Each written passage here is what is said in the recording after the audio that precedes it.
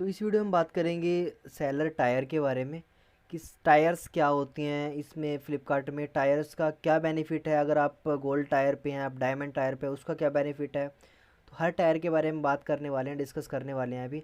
तो tyres check करने के लिए आपको ग्रोथ टैब में जाना है और लास्ट में आपको दिखाई देगा योर सेलर टायर। जब आप इस पर क्लिक करेंगे तो यहाँ पर आपको आपका जो करंट टायर है वो शो करेगा। वैसे तो आपके प्रोफाइल में शो करता है बट आपको फर्दर टायर नहीं दिखाता। तो मैं आपको यहाँ एक्सप्लेन करने वाला हूँ कि फ्लिपकार्ट टायर वुड से लेके डायमंड तक मैं आपको सभी कुछ एक्सप्लेन करने वाला हूँ। आपको हर एक टॉपिक आपको क्लियर हो जाएगा और आपको हर एक टायर का बेनिफिट भी पता लग जाएगा और वो टायर को कैसे अचीव करना है वो भी आपको मैं यहाँ बताऊँगा। तो सबसे पहले आता है वुड टायर। जब आप एज अ बिगिनर बिल्कुल स्टार्ट करते हैं और बिल्कुल मतलब ज़ीरो लेवल पे स्टार्ट करते हैं तब आपको मिलता है वुड टायर। और वैसे तो आप ब्रॉन्ज से स्टार्ट होते हैं बट वुड टायर तब मिलता है जब आपकी परफॉर्मेंस बिल्कुल ज़ीरो हो, ब्रीचिंग ज़्यादा हो, 10% से ज़्यादा ब्रीचिंग हो रखी हो और आपकी सेलर कैंसिलेशन भी 100% हो तो आपको वुड टायर मिलता है। जैसे कि एक्सप्लेन किया हुआ, ब्रीचिंग आपकी 100% जाती है तो वुड मिलता है। ब्रीचिंग का मतलब क्या होता है, आपको ऑर्डर कल भेजना है और आप भेज परसों रहे हैं या फिर उससे अगले दिन भेज रहे हैं या फिर ऑर्डर पड़ा पड़ा कैंसिल हो जा रहा है, तो उस कंडीशन में आपकी क्या होती है, ब्रीचिंग बढ़ती है। अगर आप जैसे कि आपके पास बहुत सारे प्रोडक्ट आ गए हैं, आपके पास इन्वेंट्री है नहीं, आप उसको कैंसिल कर रहे हैं, तो उससे क्या होगा, आपकी सेलर कैंसिलेशन बढ़ेगी। इससे भी क्या होगा, आपके टायर पे इफेक्ट पड़ता है। उसके बाद सेल एंड रेवेन्यू, अगर आपका जीरो सेल है, ठीक है, और मतलब जीरो सेल है और यूनिट भी आपकी कुछ भी सेल नहीं हुई है तो आपको क्या मिलेगा, फिर आपको वुड मिलेगा। ठीक है, रेवेन्यू एंड बेनिफिट वगैरह इसके क्या है वो आपको फर्दर बताऊंगा। ठीक है, ये हम बात कर चुके हैं यहाँ पे कि इसके क्या क्या बेनिफिट है। ब्रोंज में, ब्रोंज में क्या होता है कि आपको क्या बेनिफिट होता है, 10 दिनों का पेमेंट साइकिल होता है। मैं बेनिफिट बात कर लेता हूँ पहले। मैंने आपको टायर्स बता दिए हैं, पहले वुड, फिर ब्रॉन्ज, फिर इसका सिल्वर, फिर गोल्ड, फिर डायमंड। ठीक है, लास्ट हमारा डायमंड होता है। ठीक है, तो जिस हिसाब से हमें शो करें। अब बेनिफिट क्या क्या है, जो बेनिफिट हैं, शिपिंग फ़ी डिस्काउंट हमें ना तो वुड में मिलता ना ही हमें मिलता है ब्रॉन्ज में। पर सिल्वर में हमें 4% शिपिंग का डिस्काउंट मिलता है, यानी 4 रुपये हमें रिटर्न मिलते हैं। और गोल्ड में 7 रुपये। और जो हमारे पास डायमंड होता है तो उसमें हमें ज़्यादा मिलता है।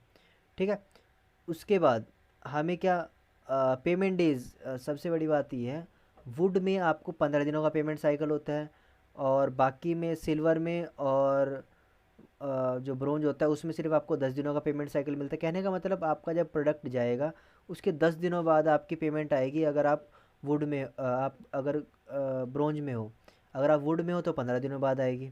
अगर आप इसी में गोल्ड में या फिर डायमंड में हो तो आपको 7 दिनों में आ जाएगी। ठीक है, डायमंड में आपकी 2 दिनों में पेमेंट आ जाएगी। ठीक है, ये डिपेंड करता है कि आपका पेमेंट साइकिल भी डिपेंड करता है कि आपका टायर क्या है। जितना बड़ा टायर उतनी जल्दी आपके अकाउंट में पेमेंट सेटल हो जाएगी। उसके बाद आता है जो हमारा सेलर सपोर्ट रेगुलर बेसिस पे मिलेगा हमें। ठीक है, उसके बाद एक्सक्लूसिव फ्लिपकार्ट इवेंट ये नहीं मिलेंगे। ठीक है, उसके बाद फ्लिपकार्ट प्रेस्टीज वगैरह नो, आपको ये भी सिर्फ़ और सिर्फ सिल्वर में मिलता है। देन उसके बाद है ग्रोथ, जो एडवाइजिंग है इन दोनों में नहीं मिलता, हमें सिर्फ सिल्वर में मिलता है। तो ये अलग अलग चीज़ें हैं जो हमें सिल्वर में और गोल्ड में मिलती हैं। तो अभी मैं बात कर लेता हूँ टायरिंग हम अप कैसे कर सकते हैं, हम अपना टायर कैसे बढ़ा सकते हैं। तो यहाँ पर हमारे पास काफ़ी चीज़ें ऑप्शंस हैं। अब जैसे कि मैं बात कर रहा हूँ कि हमारी जो सेल है इस मंथ की, अभी तक की, वो है 1 लाख, यानी कि 2,000 के आसपास। और उसके बाद यूनिट हमारी 424 सेल हुई हैं। और उसके बाद हमारे पास और क्या दिखाता है, सर्विस क्वालिटी एंड ब्रीचिंग। देखो कैंसिलेशन 6% है। मैंने भी ऐसे किया था कि मेरा जो एक प्रोडक्ट मेरे पास अवेलेबल नहीं था, मुझे ऑर्डर लॉस में लगा था तो मैंने उसको कैंसिल कर दिया। एक ही ऑर्डर कैंसिल किया था और मुझे 0.6% की जो पेनल्टी लगी है, कैंसिलेशन चार्ज लगा है। तो आपको कैंसिल नहीं करना ऑर्डर, चाहे आउट ऑफ स्टॉक कर दो चाहे लॉस में निकाल दो, बट आपको ऑर्डर कैंसिल नहीं करना। बट उसके बाद आरटीडी ब्रीचेस, कुछ ऑर्डर जैसे आपके पास आ जाते हैं और आप भूल जाते हैं, टाइम से पहले प्रोसेस नहीं करते, टाइम होने के बाद प्रोसेस करते हैं, तो आपको आरटीडी ब्रीचेस लग जाती हैं जो कि बहुत ज़्यादा रिस्की होता है अकाउंट के लिए, मैंने आपको बताया। अगर आपकी आरटीडी ब्रीचेज वैसे तो सिल्वर बेंचमार्क के लिए 0.75 होनी चाहिए, बट मेरी देखो आप 3.61 है, यानी कि टोटली लॉस। ठीक है, आपको फ्रेश रखना है इस चीज़ में। मैंने आपको इसलिए अकाउंट ओपन करके दिखाया था आपको आइडिया लगे कि आखिर ऐसा क्यों। ठीक है, उसके बाद कस्टमर एक्सपीरियंस है। अब देखो 52, मैं ये मानता हूँ अगर 60+ एक्सपीरियंस है ना आपका, तो आप सिल्वर के लिए एलिजिबल हो। 60+ एक्सपीरियंस है तो सिल्वर के लिए एलिजिबल हो आप। और प्रोडक्ट रेटिंग आपकी अच्छी है तो ठीक है। तो आपको क्या रखना है, ओवरऑल एक्सपीरियंस आपका बेटर होगा, तभी आपका जाके टायर अप होता है। ठीक है, मैक्सिमम टायर इसका डायमंड होता है। डायमंड के मैंने आपको बेनिफिट बता दिए हैं, एक बार फिर मैं आपको डायमंड के बेनिफिट बता देता हूँ कि डायमंड जो टायर होता है वो उसमें आपकी सेल कितनी होती है वो भी मैं आपको डिस्कस कर देता हूँ। होनी चाहिए, देखो वुड और ब्रोंज में रहने के लिए आपकी सेल 0 भी हो तब भी चल जाएगा, कोई इशू नहीं है। और अगर आप सिल्वर में हो तो कम से कम आपको 7.5 लाख की सेल देनी होती है 3 महीनों में। ठीक है, हर 3 मतलब साल में 4 बार आपका साइकिल चेंज होता है, और हर 3 महीने में आपको 7 लाख की सेल देनी है, यानी कि 7 चौक 28। आपको टोटल 30 लाख की सेल पूरे साल में देनी है, तब जाके आप सिल्वर पे रुक पाओगे। ठीक है, उसके बाद गोल्ड। गोल्ड में क्या होता है, आपको टोटल 10 लाख की सेल देनी है एक साइकिल में, यानी कि टोटल मिला के 4 साल की तो आपको 40 लाख की सेल देनी है, तब आप गोल्ड में स्टे करोगे। ठीक है, उसके बाद आता है हमारे पास प्लेटिनियम।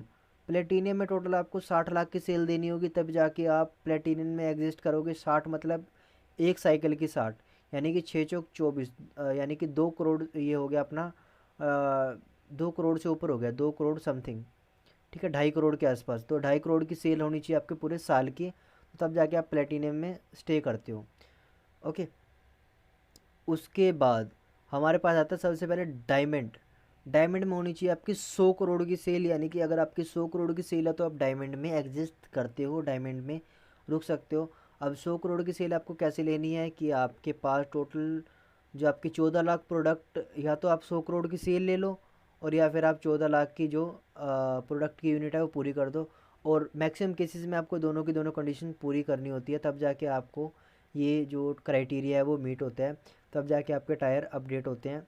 और गाइज जैसे अगर आपकी 100 करोड़ की सेल है तो आप ये मान सकते हो कि आपको आपका जो मंथली भी करोड़ में ही जाता होगा। जैसे कि प्लेटिनियम में 2 करोड़ हमारा 3 महीने का है, तो इतना आप मान लो कि इसमें फ्लिपकार्ट जो डायमंड सेलर होगा उसमें 100 करोड़ वो लगभग एक दिन में इतना, मतलब 6-7 लाख तो वो एक दिन की सेल प्रोडक्ट सेल कर ही रहा होगा।